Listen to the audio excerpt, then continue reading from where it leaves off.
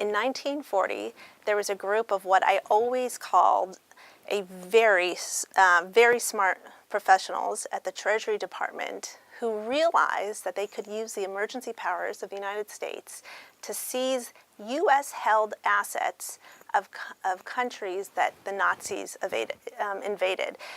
So Hitler goes into Denmark. The Foreign Funds Control Office of the Treasury Department orders that all of Denmark's assets in the U.S.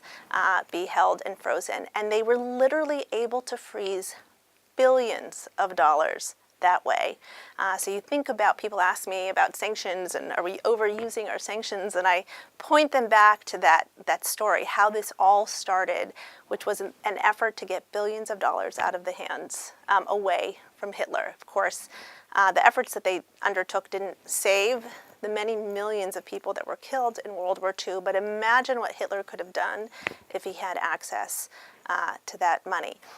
That group of Treasury Department officials didn't stop there. They didn't just stop with freezing billions of dollars of assets. At a certain period of time, the World Jewish Congress came to the Treasury Department and they told these very smart and dedicated professionals that there were children, Jewish children, in hiding in France.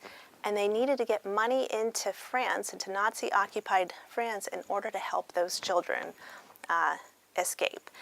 Seems like a no-brainer, right? And I think the Treasury Department officials thought, of course, we want to help the World Jewish Congress help Jewish children escape. It actually turned out to be much more difficult than one would have thought.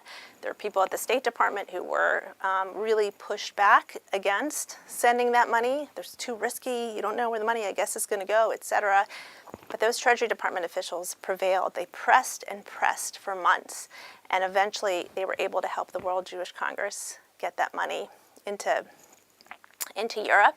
And they went on to do a number of different things to help the Jews of Europe escape and survive, including by providing assistance in connection with the efforts of Raoul Wallenberg to save a number of individuals in Europe. And the story goes on and on from there. What's extraordinary to me about that story is that my parents, at the very same time, were Jewish children in hiding in Eastern Europe. So little did those Treasury Department officials know that over 70 years later, a child of Jewish children who were hiding would one day be supervising this organization.